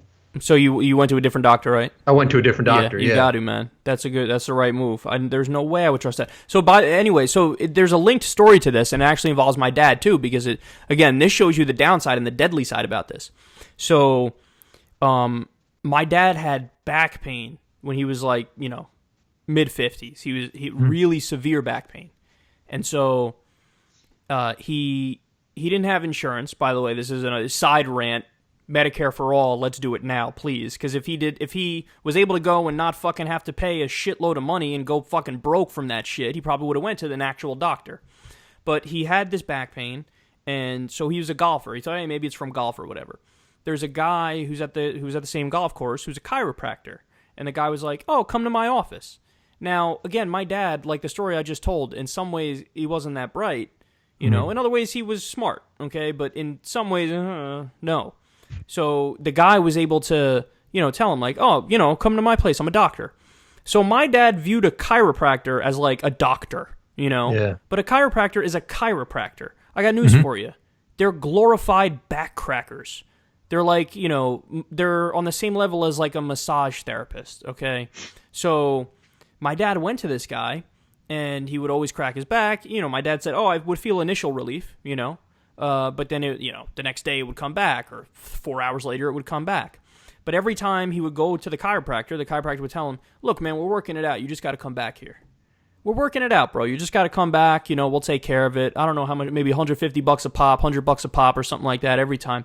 So anyway, fast forward like 6-7 months. My dad's still like, the pain's getting worse now. The guy never said anything to him other than keep coming back. Come to find out, then my dad went to the emergency room because it had gotten that bad. Yeah. It was a fucking tumor. Jesus Christ. It was a tumor. He had lung cancer that metastasized to his spine. And then, so they immediately did surgery, like literally the next day when he went in, but they weren't able to get it all. And then it was just a matter of months until he was dead. And I remember my dad saying, like, after the surgery on his bed, because he was like, it was sad to watch. It was like he was looking for some sort of false hope or something. He was like arguing with the doctor, who was an actual doctor, saying like, I just spoke to my other doctor, and my other doctor said, no, you'll be all right, and maybe that wasn't the problem to begin with. And my dad was referring to the fucking chiropractor and talking about how, yeah, the chiropractor says maybe that's not what the problem was. And the medical doctor was like, how do you tell this poor fucking guy who just got surgery to get a fucking tumor removed? Like, dude, that guy is not a doctor. He's a fucking charlatan who took you for your money and also kind of sentenced you to death by not telling you from day fucking one, hey, maybe you should go to a real doctor because you seem to be in real pain here. So, and then, I considered suing the fucking guy. Yeah, I was going to say. Yeah, that guy. No, I considered it, but, it would have been like, who knows, 5-year, 10-year ordeal, and I don't even know what I want. It wasn't about the money. It wasn't about money. I'm not trying to say, hey, give me money. What I really wanted was some sort of warning that came with chiropractors so that people who are uneducated about it, like my dad, and some people say, well, blame him because he's too dumb to use fucking Google. But look, there's enough people out there that not everybody's going to know to look it up, and they're not going to know where to look. Look at our fucking president. They're not going to know where to look and what to believe. But the whole idea of chiropractors is it stems from this idea of, and it sounds really scientific, but it's not. Vertebral or vertebral subluxation is what they call it. And it all started with somebody who claimed all of your illnesses, all of your ailments are from the fact that your spine isn't straight. And if you straighten out your spine, all of your problems go away. And I don't know, is the guy that my dad went to, this chiropractor, was he like a fucking, fundamentalist chiropractor who really believed the bullshit that went hand in hand with it? Or was he just a money-grubbing asshole who said, I just want to make as much money off this guy and I don't care about his health? Either way, it shouldn't be allowed, and there should be some sort of a warning that, this is not approved by the FDA or this is not a real medical treatment or whatever. Like, look, I got no problem with them for what they are. Like, if you want to go to the chiropractor because you want to get your back cracked, by all means. Yeah. But, you want to do it like... For some health saving. Yeah, that's just not working. It's the same thing as, the people who rub crystals all over you. They're like, the crystals will heal your energies. Like, shut the fuck up. You don't know who you're talking about. Or it should just be morally like something where the guy's like, hey, you've been coming back here 5 times. I don't think this is a back issue. Like, you should get this checked. Yeah, like you said, you should get this checked by a real doctor. Yeah. But to that point, like, we put so much trust into, like, even our fucking regular doctors. Like, just because they went to school, like, we sort of have to trust some random guy to put needles in our arm and stuff like that. Like, yeah, that's a crazy thing too. Yeah, I know some people who are doctors or are studying to become doctors, and I'm pretty close with them. And like, knowing them before they're doctors or before they're in the medical field, and then knowing them when they're in the medical field, you have that realization of like, motherfucker, they're just people. Yeah. Like, this is just a person. I know about this person. And I know that, sometimes they have a shitty day. And sometimes that shitty day affects how quickly they can answer that call when they're on call to get into the hospital. And that could maybe be the whole difference. And it's like, fuck, when you think about that, it's a real sobering realization. Yeah. But that's what it is, whether it's scientists, whether it's doctors. Now, look, don't get me wrong. They're still the best option you have. Like, when you get in a car crash, bitch, go to the hospital, Yeah. But, like, yeah, it's just a creepy thought that the holier-than-thou idea, there's no holier-than-thou, Like, when you're a kid and you look at, like, I remember in, like, 6th grade or some shit, we took a trip to Washington, D.C. in, like, middle school. Or maybe it was elementary school. I don't remember. Do you remember or no? No, I didn't go to Washington. Okay. Maybe in 6th grade. I didn't move till 7th grade. Oh, that's right. I thought it was 6th grade that you came, but it was 7th. Okay. But I think there was a trip in 7th or 8th grade or something like that. What? I think there was a trip in 7th or 8th grade or something like that. So it was maybe probably middle school we went. But I remember, like, you look at, the politicians, look at them. And you think, hey, here are these adults that figured shit out, and they're wearing their suits. And you look at them as, like, a different thing.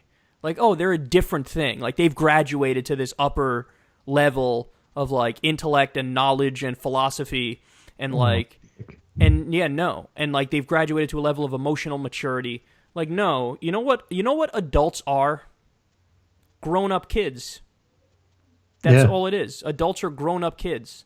You're still the same fucking kid that was sitting at lunch in 3rd grade with your fucking thermos of Ninja Turtles. Like, that's you. You're just you're just older. Like, you're not having problems with your little, like, girlfriend in middle school. You're having a problem with your wife or something like that. Like, yeah. You have the same fucking problems and you don't know how to fucking solve them. Nobody does. Nobody does. We're all just kind of fucking rolling the dice and like, I think I got it. We're all like, no, you don't. Nobody got it. It's all blind leading the blind, And I don't want to be too much of a Debbie Downer or anything, but that's just the reality of it. So you got to what's the Carlin approach? Like, life is a roller coaster and just enjoy the ride or some shit. I think that's what he said. Or that may have been Bill Hicks and not George Carlin. But whatever, they were both brilliant. So either way, it's a good quote.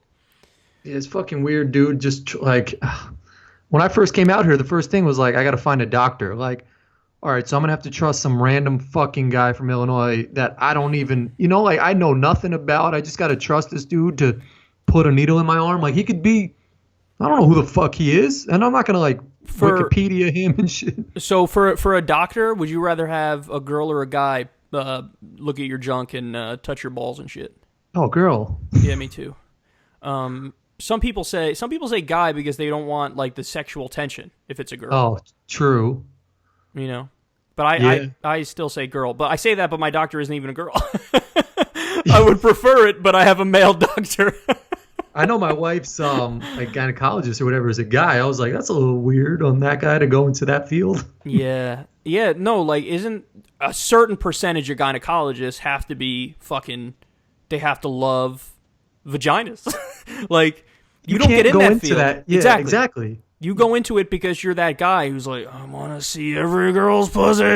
Yeah.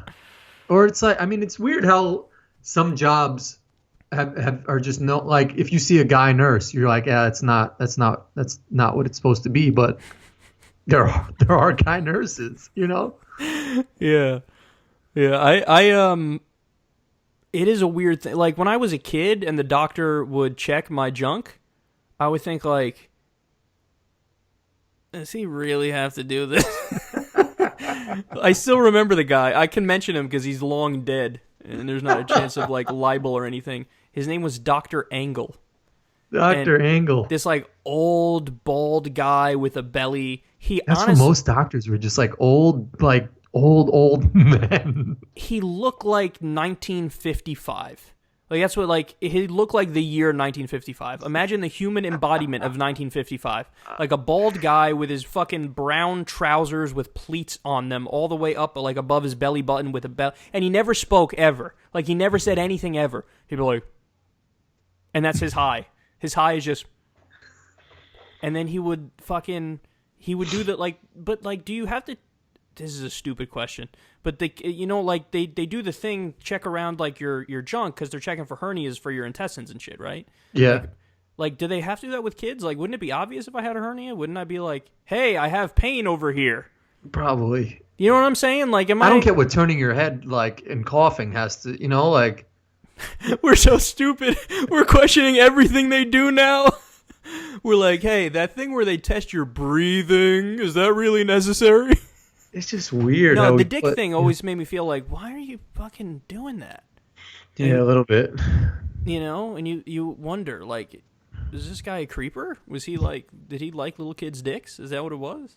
Or was Probably. he just doing his job? And I'm such an asshole because there's so many good doctors who don't fucking care about that. There are good doctors, but there's probably really bad doctors too that just, like, got a degree, like, coasting through, and now they, like, are allowed to do doctor shit. Yeah, and then what is it, proctologists? Who, those are the dick doctors? I think they're called proctologists. Why are they called proctologists? Oh, prostate maybe, but that's still weird to. And what's the ass doctor's name? Is there an ass doctor, an asshole doctor, or is that proctologist? Is proctologist ass? Probably that, because the prostate is in the ass at the. Yo, I didn't even know that that was a real thing. You know, in the movie with Tom Green, Road Trip. Yeah. Where they do the ass fucking ejaculation thing. Yes. Yeah. I didn't even know that was a real thing until, like, last year. Yeah, I didn't know that was. I was like, that's not real. What do you mean? And, like, where is the prostate? Do you go in and go up the ass or go in and go down, or left, right? Like, no. To find the prostate, where's the roadmap? Or do you just go in the ass and you're immediately on the prostate? You know? And, like, in the movie, don't they just do in his ass without even touching his dick any nuts? Or are they, like, both his ass and his dick? I don't know. Can you rephrase that question? I don't know. All you heard was ass, dick, ejaculate, ass, dick, ejaculate. Yeah, no, I don't know. People who are into, like, the extreme kind of porn are laughing at me right now. They're like, look at this fucking, like, speaking of 1955, I'm like, Leave It to Beaver with my sexual taste to some of these people, man. Yeah. There are people that are into weird shit that I don't even know how the fuck they get into it. Weird. Like, people just always want to take things to the next level. You think that's it? You think it's like they get so tired of the older shit that they want to get newer shit? Yeah. Because that never happened to me where I was like... With anything, though. Yeah, but with the sex... I don't know if I buy it with the sex thing, though, because I've always kind of had, like, the rock solid things that I like, you know? And, like, I never, like, graduated beyond it. You know? There's no need to. I mean, I think there's certain things where you don't have to take it to the next level and get, like, choking. And someone showed me a video once of a girl who poured milk and, like, Fruit Loops in her, like, ass, and it was like bubbling, and they were like, yeah, that's the new thing, is people are pouring alcohol in each other's butts. because it gets them drunker. And I was like, nah, you're Butt like, chugging, I remember that. Butt chugging, people called it. oh, I was about to say, like, did you hear about that? I was Butt chugging, I did, but it wasn't a wait, sexual seriously? thing. Yeah, butt chugging was just to get drunk, you pour it directly into your ass, and it absorbs through your intestines into your body, and you get like drunker or some shit. But people probably got alcohol poisoning from that. No, but people like People did the Fruit Loops thing as a sexual thing. Yeah, I mean that might have been a one-off video, but someone showed it to me, and they're like, Weird. It started off with just like they were just chilling, and then they were pouring, like they funneled milk and Fruit Loops in her butt. I was like, people are doing this now. That's a thing now, huh? That's what we're doing. Fruit Loops in the ass. Anyone who buys Fruit Loops in the cereal aisle now is gonna get questioned by me. Remember the video you sent me where it was like huge fire by my job, and then it cut to the fucking the dudes getting their balls kicked and shit. Like that's a real kind of porn. Did you know that? Like that wasn't just a joke. Like, well, obviously the video you sent me was a joke, obviously. Yeah. But I'm saying that like what they did in the thing it cut to, like where they're kicking People the really guy's do that? balls, like ball busting is a kind of porn that some guys get off to. Like they get off to being fucking kicked in the balls and hurt. Yeah, that's weird. I don't get that. It's even weird. How do you think fetishes started? Do you think that's something like in people, like how someone could have a foot fetish or just like a hand fetish? There's two possibilities. Either it is literally something innate and you're born with it, and eventually you will develop to have it when you hit sexual maturity because it's just in your roadmap, in your DNA or whatever. Like it's just there. That's one possibility. The other possibility is something happens to you in your formative years when you're really, really young, where it triggers something in your brain, and then it becomes a fetish later on. And either way, when you get to it later on, there's no escaping it. Like if you have a fetish, you have a fetish. You know, it ain't going anywhere. You know, you could just like people say, I'm going to do ex-gay therapy and fight to not be gay anymore. Bitch, you're going to be gay. There's no question of that. Same thing with all those different fetishes. But those are the two possibilities. Either something when you're young in your formative years, it triggers it, or you're just born that way. But either way, the end result is the same. And some people are into fucking dressing up in furry outfits and beating each other up. But I feel like there's more popular. Like I feel like foot fetish is a pretty popular. Oh, very, fetish. yeah. No, that's mild You know? compared to a lot of the shit. Like if some dude says I have a foot fetish or something, if I hear that in casual conversation, I think that's nothing. That's like it's almost like, although it's not there, to be clear. But when you talk about, you know, there's ass guys, there's tit guys, there's, I was going to say pussy guys, but it's really just ass and tit guys, and everybody kind of agrees the pussy's where it's at. Would you put that in the fetish category? No. But I'm saying, like, the one step below that in, like, the stage one fetish is a foot fetish, which is, like, one of the most common. Where, you know, nobody may have spoken about it in like 1942, but motherfuckers at the same numbers were caring about feet in 1942. They had like ankle fetishes back then in like 1942. Well, yeah, that gets into the question about repression.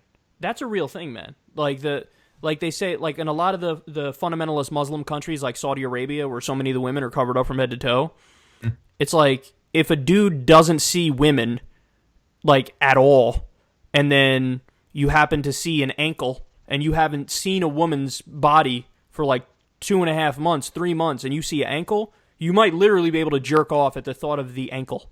Because you're like, oh my god, it's female flesh, and it's so hot.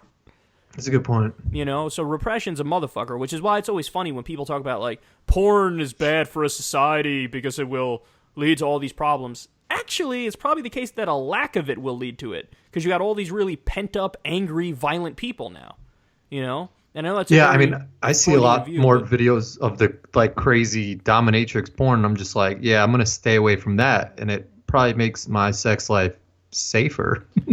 You happen to have, you know, when, like me, for whatever reason, you had, you have, like, a very standard kind of set of things you're attracted to. Yeah, I'm similar. You know, everybody knows. I said it this week for a video on the CIA, because the CIA is now spying on everybody. It's not just the NSA. Oh, nice. And yeah, great. So and they spy through smart TVs. That's the other thing. like any Samsung to be specific. Oliver, yeah, did that on. Yeah. So I was like, look, if I ever run for office, they're gonna leak me. Like, and there will be my faces, like, if because they got to have endless video of from my laptop of me jerking off, and the faces you probably see me making, man, like the pre-nut face, like, So there's probably like 13 zillion of those videos out there. But I was like, look, they're gonna leak the kind of porn I'm into. I might as well just say it. I love girls with big asses. But I was like, that's so not like news, and that's so who gives a shit that. They can't hang it over my head, Like, what are they going to say? We have unearthed video of presidential candidate Kyle Kalinske masturbating to thick-ass Redbone on... It's so weird how porn... I don't want to know how much information it probably has on me or whatever, but, like, how whenever, like, you'll go to a porn site and they'll be like, people close to you in New Rochelle, New York, and you're like... Oh, yeah. Fuck, how'd you find out? That's from the I think the cookies. So like when you go to like Amazon and you ever bought something on Amazon and they shipped it to you, they know you're in New Rochelle because you're getting it shipped to New Rochelle, and like it just tracks all the little things you do. But yeah, at what point does that become like, bitch, you're stalking me? Like That's crazy. Yeah, like I'm not that creeped out by it, but like if they go one step further, then I'm creeped out by it. If they could say, hey, Kyle, find this girl in New Rochelle wants to sleep. It's like, if you know that I'm in New Rochelle, you probably know my address. Yeah. And you probably have some more information on me too. Like you can find all information on my phone and shit like that. Yeah. Well, that's why, you remember we spoke about like privacy for celebrities and stuff, and you made the point that like even their addresses are like known. And I was like, nah, no, they're not. Turns out somebody tweeted me when we left, and they were like, yeah, their addresses are known, and like, here's Hillary Clinton's right fucking here. Like, it's easy to find. And I was like, Jesus Christ, man. There's no privacy for anybody. I mean, for nobody. Like, I got hit with one today. I was going like 45 miles per hour, and this never happened to me. It happened to my sister, but one of those fucking red light cameras caught my car. Oh. Those fucking things. I signed online, and there was a video of my car going through this thing like 3 weeks ago, and I was just like, that's... Would they email it to you or something? They sent me in the mail a picture of my car going through the light. It had 3 different photos, and then they're like, pay the ticket online. I went online, and there was like, watch a video of your car going through the shit. I was like, God damn. I don't like that. That's some bullshit. Like... it's like it's one of the spirit of the law versus the letter of the law things, where it's like, when it comes to running a red light, like, unless you're fucking doing it super duper brazen, like in a fucking nefarious way where you don't give a shit about the safety and security of everybody, like, then I get it. Okay, that might be a problem. But if it's like you barely miss a yellow, it's like, go fuck yourself. And if I did it in front of a cop where like he saw me, like you don't have the right to fucking have a camera set up and bang me for it. Yeah. I don't know, that's bullshit. Yeah, a lot of traffic laws are bullshit. Like, I kind of get the general idea of like maybe having a speed limit and but it should be reasonable, obviously. But like outside of like so many fucking... To think that jaywalking is against the law, like, what the fuck is that? Like, that's like, you could imagine there was like one story where one guy decided to cross the road at a place where not many people did it, and he like got killed or something. And then they're like, we shall declare this jaywalking. And now nobody's allowed to cross if it's not in the crosswalk. And that's just not fucking feasible. Like, how is that illegal? There's so much dumb shit with driving. Yeah, I don't fucking get it. Speaking of that, I wanted to tell you this, man. I was this happened to me last week. So I needed to get my car inspected. The New York State inspection, however often we have to do it. And so I went and I got the inspection done. And it went pretty quick, it wasn't too bad. But it was still, a little bit of a pain in the ass, out of the way. You gotta take time away from the show and all this shit. So I noticed I had got something in the mail from Geico, and they said they needed to see an inspection. So I was like, okay, I'll just send them when I get my New York State inspection. I'll send it to them. So I call them up. I'm trying to get like email to send it to them or something. And they go, no. We don't mean New York State inspection. We mean a Geico photo inspection. What? And I'm like, wait. What does that even mean? And so the person describes like, well, you got to go to one of these places around you and get a Geico photo inspection. I'm like, okay, you just repeated yourself. What does that mean? And then they're like, well, you see, we need to know that the cars are... I'm like, why do you need to know any of this? I never had this with any other, insurance I ever had. In fact, I had you guys once before, and I never had to do this. Yeah. And then they said, well, when you had gotten your car... So I got a car about a year ago, maybe a year and a half ago. Mm-hmm. They said, when you got your car, they didn't send the bill of sale and the window sticker to the insurance company. Now, I know because I used to be a car salesman... Yeah. That's like level 1 shit. Like, okay, this person's getting a car. As soon as they're there that day to pick it up, you fax it, the bill of sale and the window sticker to the insurance company, and then it's taken care of. Because they didn't fax the bill of sale and the window sticker, when I bought it, now I need to go get a photo inspection fucking like a year and a half later. Think about how fucked up that is. So could you have gotten in trouble if you got pulled over or something for not having something done? Okay, so now let me get to the rest of the story because it kind of gets to that point at the end here. Uh-huh. So I found out, and I was like, okay, so I got to go do this tomorrow. So this was last week I'm talking about when this happened. Mm-hmm. So I called to make the appointment. The next day comes, it's snowy. I look outside, it was in the forecast. I'm like, you know what? I'm just not going to go today. It's just not the right day. It's snowing and shit. Fuck it. So I called up. I canceled. I'm like, look, I'll come next week. Okay? So next week is today. It's this week. Right? I'm supposed to go tomorrow. Guess what? Fucking snowing. Blizzard. Way worse than the first one. Oh. So all because this person didn't fucking fax the bill of sale and the window sticker. Now I'm cutting it close where if I don't get it to Geico tomorrow, then I lose major coverage, like the heart of the coverage, which is like the crash, like the crash insurance. Yeah, the collision shit. Yeah. So, and if I got to get it to them like by tomorrow, and if I don't do that, that gets like taken away, and then I got to go through a process to get it back. In which case, I'll probably just change insurance companies because I'm not gonna fucking. But like. It's fucking You're gonna change your whole shit? Like, a little thing. Like, this motherfucker couldn't take, 30 seconds to do their job a year and a half ago, and as a result of that, I am massively inconvenienced. Yeah. Where I basically had, 2 different inspections, and it will be a grand total of, 2.5 hours, 3 hours taken out of my day.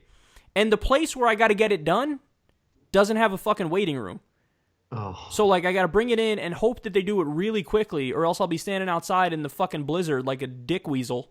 Oh, my God. Yeah, so the story just got worse and worse and worse. And people shouldn't be allowed to fuck up, adult-type shit. Their actual job. So I remember a while ago when you got your Mustang. Yeah. We drove to Long Island, and some dude told you he was going to be there to, give you the car. He just wasn't there. Do you remember that? Oh, yeah. He we called him. He was like, I'm at Jones Beach or something. Because that wasn't even the one I ended up getting. You remember? I got a different one. Yeah. And he told me, he should have told me a fucking week ago before that, No, he told you he was going to be there. No, he told me he was going to be there, but he should have told me a week before, they refused to even sell the car because it had a bigger problem than they thought. It was a used Mustang. And they were like, yeah, we actually are not... I'm not here, number one. Number two, we're not even going to sell the car. It's like, we drove really fucking far. They were like, yeah, sorry. People are such assholes. Yeah. Yeah. People are fucked up. Yeah, that is super fucked up. I think I blocked out that traumatic memory. Yeah. You just brought it back for me. Yo, Walking Dead, real quick. What sucks. I'm not a fan. I agree, man. It's the same shit every week, dog. First of all, let's get the facts out of the way here. The new writers are just buns. They're nowhere near as good as as what season though? Because I haven't been a fan of this shit since a while. So I liked it a lot longer than you. I know that. Yeah. I liked it. What season are we on now? 6? Who knows? Maybe 7 or some shit. definitely for the first like 4 or 5, I liked it. Yeah. First, I can go maybe 4, and then I think it got to. When did the first writers leave? Do we know that or no? Who were the first writers? I don't know any I thought of it was their like names. Kirkman or whatever the whole time. I just know they had lost the first writers or the best did writers. Yeah, I know that it's new writers now. Somebody told me that. Or maybe I'm wrong. I don't know. Maybe I'm being a dick and just fucking passing off hearsay, and I'm wrong. But all I know is that the show, like, it is fucking 90% filler nonsense. They're just filling the time. There's way too many commercials. Way more commercials than there were early on. They're trying to cash in on the fact that it's a super popular show. I used to like the show so much that I would even watch Talking Dead after. Now I don't even consider watching Talking Dead. I change it immediately. It's just sad to watch like one of the greatest shows ever. It's like a fall from grace. Yeah. And you know, one of the problems that they're doing is they love doing the episodes now where they focus in on specific characters for just that episode. And it's like, no, stop. We tune into this fucking thing every week, and we could tell you're dragging it out when you know damn well you can do an episode where you focus on all the different characters, you can cut back and forth from one to the other and do whatever you got to do. But no, you're dragging it out. And even when they think they're nailing it with some shit, like, oh, we have a big moment this week, they're not nailing it. Like when they did the spoiler alert for everybody, if you want to mute it real quick, but like when they did the fake Rick death, like everybody fucking knew he didn't die. Yeah. At the carnival with fucking, with the deer. With the fucking CGI deer, which looked like I made it with my shitty editing equipment. The worst CGI was when he was standing on top of the fucking the garbage thing or whatever with the lady with the guns. Yeah. Yeah. And then they showed the whole land. Yeah. That shit looked fake as fuck. Yes. And then even like, so what happened this past week with Morgan's character? That didn't make any sense. Like, I'm all for a plot twist or something unexpected happening where after it I go, oh, I see how that makes sense. It didn't even make sense what happened with Morgan. It made no sense. None. And I spoke to one of my friends about it, and he was like, I know you hate it. He was like, but they're building it up, and the storylines are good. And I'm like, stop with that. Like, stop feeding into what they want you to feed into. It's whack. Because that's what I was the one making that argument to you like 2 seasons ago. Where you would be like, yo, it's getting slow. And I was like, nah, because I'm still kind of with it. And they might be building it up to this or that. And maybe that argument was valid that season. But in the last, like, 2, definitely this season. This season has been the worst by far. But just the fact that so some people will be like, I didn't read the comics or whatever, so I don't know what happens. But, like, just the fact that they're building this whole thing up for, like, a war, I thought it was going to be more of, like, tell me something that's happened with this virus. Like if the zombies are like an after thought now, you know, it's like zombies aren't even killing people anymore. That's another good point. That like it doesn't even. Somebody else said that to me. It doesn't even feel like a zombie show anymore. It's not. Like it's not, and not that the zombie angle is the end all be all. Like you have to tie in the zombie angle with everything else, like the human aspect and the kind of societies you're setting up. Like I get it. You got to diversify it. But the fact that they've now gone to 0% a Nazi show, a Nazi show, 0% a zombie show. I was thinking Nazi zombies because I play Nazi zombies sometimes on Xbox. But yeah, like that's like, what are you doing?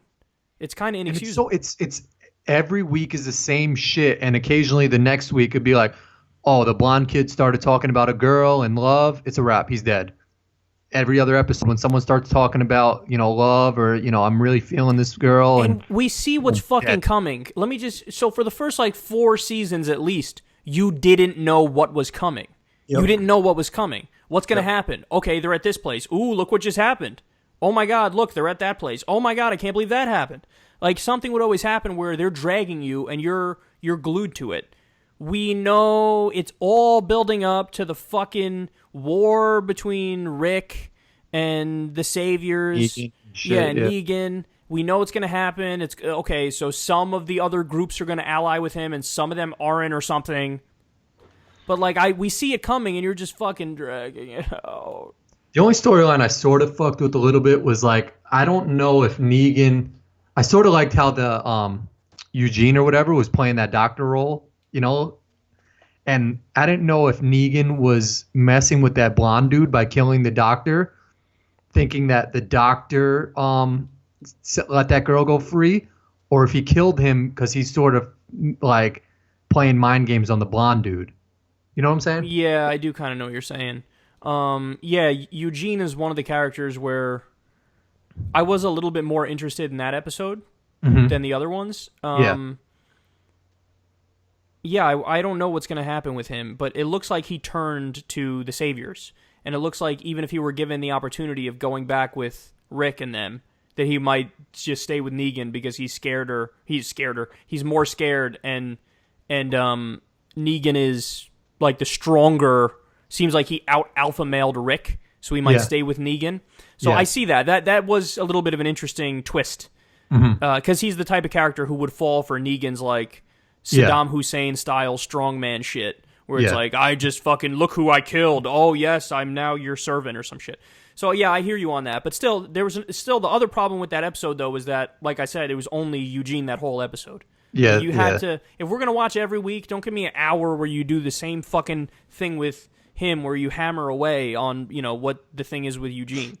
Like there's just no fucking progression. Like I want to hear if we give him like the reason the zombies are doing this, and like I guess there is no normal anymore. They'll never get rid of the zombies, I guess, is the conclusion I'm coming to. Oh yeah, I doubt that this will end with the zombies the virus being cured. And every fucking car they have is old. You're telling me they can't go down to Atlanta one day and get like some hood ass Outcast car or something like that, or like some new school car. Like they're not that far from Atlanta, and they act like the show is in like the 1940s. I love how like the world is over, but apparently in just this one area around Atlanta, there's like 8 groups of people who survived. Yeah. Like, am I supposed to believe that there's none in Cleveland, and there's none in New York City, and there's none in like all these different areas? Like, it's post-apocalypse, even though we've already ran into like 3,000 people. They could do so much shit with that show. I wanted to see like a fucking Shaquille O'Neal zombie, or like someone weird. Like, do something funny or fucking cool. Like, do something different. Zombie. So did you probably didn't see this, but I watched it. I actually watched the first 2 episodes. There's this guy named Reza Aslan who's familiar. Yeah, he's done a bunch of CNN appearances and stuff. Oh, okay. And he has this show called Believer on CNN, and it's basically about like he goes and sees up close these different religions and stuff, and like reports on them or whatever, like tells the story. And the first episode was about Hinduism and Agori. So Hinduism, predominantly in India, obviously, and Agori is like almost like, I don't want to straw man what their beliefs are, but it's almost like people who they think nothing outside of you can make you impure, and so to prove that, they do a lot of weird things like spread the ashes of the dead on them, and like they practice cannibalism. Not that they kill people to eat people, but like they will eat something off somebody who's already dead, like the meat of a dead person. Yeah. So, but that's some of them. It's like the fringe extremists of Agori. I don't know how prominent it is as a percentage, like what percentage of them do it. But so anyway, he goes and he explores it, and he starts out the show by like showing like the negative side of it almost, and like literally sits with these Agori and like they rub the ashes on him, and he eats like a little piece of human brain and shit, like weird. He went in the oh fuck, what's the name of the river? There's a river in India that's like the most polluted fucking river in the world. I don't know why I'm blanking on it. Nile. I was gonna say Nile, Tigris, Euphrates. I'm just going through all the ones I remember from like 6th grade. Yeah. But anyway, so he goes and he one of the most polluted rivers in the world, where they're like dumping dead bodies and people shit on a regular basis. He dunked in it, like. So it was interesting because he did all these things. It was super out of his element, and like none of us would want to do it, but he did it. And the fucking guy, the Agori guy, like pissed in his hand and fucking threw it at him or some shit, and he like ran away. This is all to understand their religion? Well, this is all. So he did it to like go through their ritual. Like he sat down, he asked them, "Can I go through your ritual to do whatever?" And he drew the line at a certain point. When they fucking start throwing the piss at him and shit, he's like, "Okay, all right, I think we're done here." Yeah. But then he showed the good side of Hinduism and like people helping people and all this shit. Mm-hmm. So, but he was accused of being Hindu-phobic because, like, hating all Hindus because he portrayed like he did the thing with the Agori, and they were like, "Oh, how dare you push these stereotypes of like they're all cannibals and they're all this and they're all that."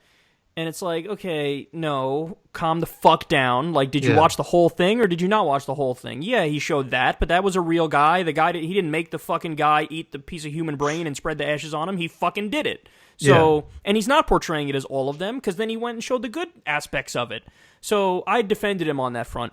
But people pointed out there's a little bit of irony though because he always talks about, like, after there's a Muslim terrorist attack, like, he's the first person to call somebody Islamophobic if they say, like, hey, man, this might be tied to Islam. Like, not all Muslims, but, like, the ideology of, like, literalist Islam, Salafism.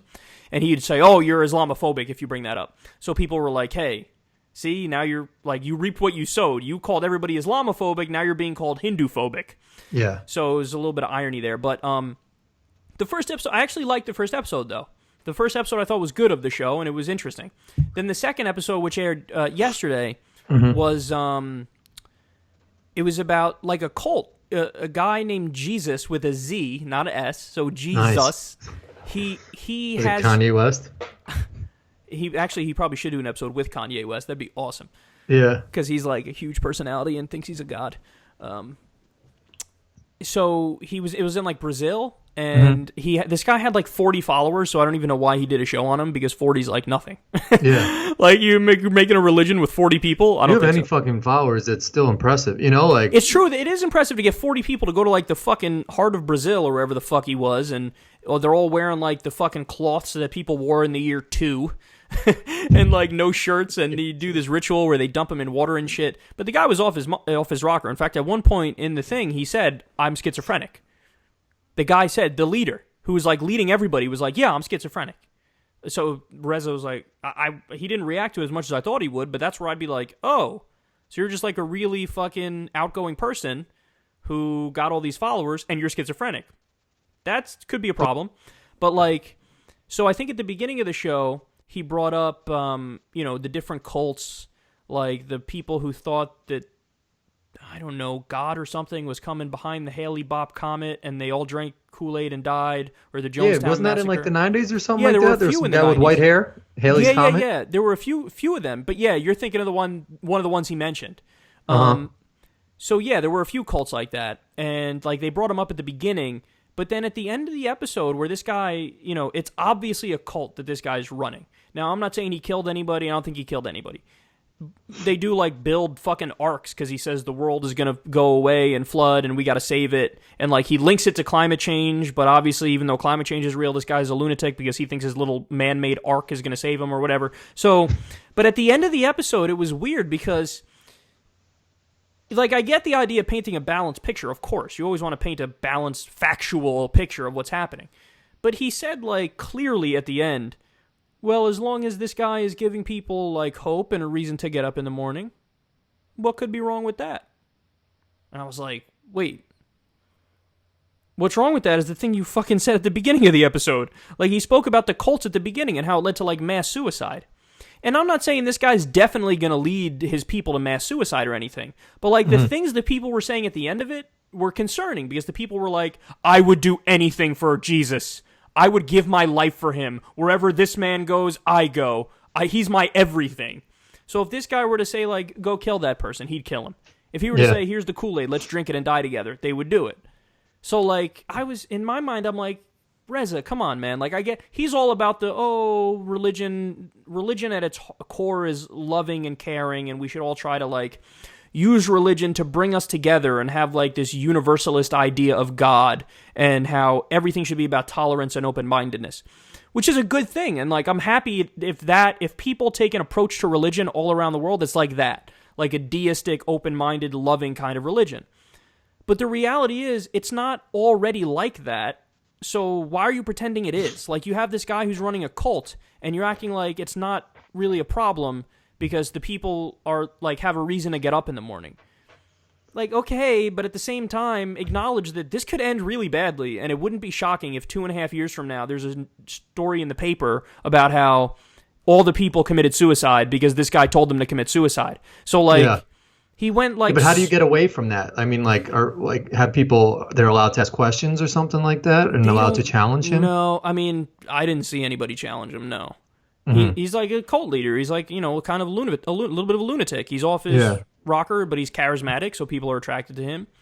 But, like, I don't know, the way I would have ended that episode, like, I don't know. I don't even disagree with, in some ways they portrayed him as, like, yeah, he's making these people happy and they feel like they can wake up in the morning and whatever. Like, I get that. That's true, so you can say that. But just be clear that, like, rigid, dogmatic beliefs where you put all of your trust in one thing... I mean, you put all your eggs in one basket, man. That's bound for failure. Like, just understand that this could be dangerous. Like, you gotta say, like, go where the evidence takes you. Like, I understand that, if this guy never ends up snapping or doing anything that really hurts anybody, then okay, no harm, no foul. You guys just follow somebody who's not really a god, but he says he's a god.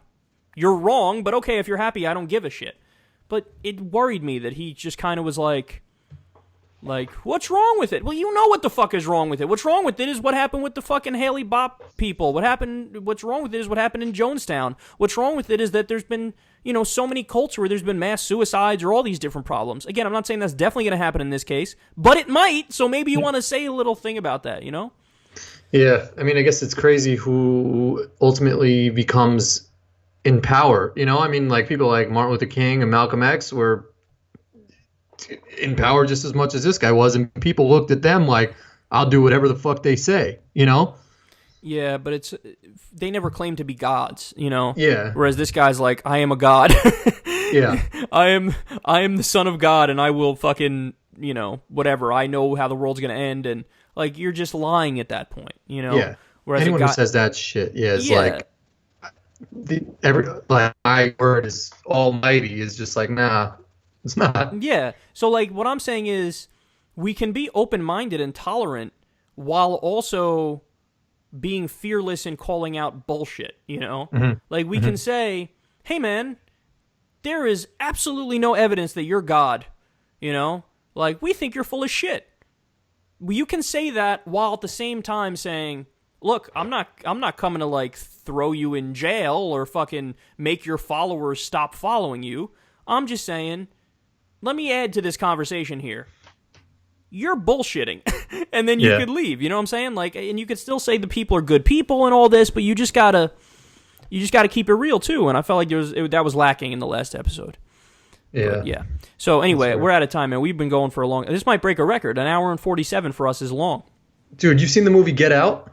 I didn't. You saw it though, right? Yeah, you got to see it. I will. I'll definitely check. It looks great. I'll definitely see that. Yeah, it's fucking crazy shit, dog. And it's going to get to, like, where we'll be one day where Joe Rogan was talking about this today, where we're just, like, making our children by, like, breeding them, I didn't see it, so I don't know what the fuck you're talking about. Yeah, I guess. Yeah, what when happened? You see it, can you give us a little bit of something without spoiling it, or no?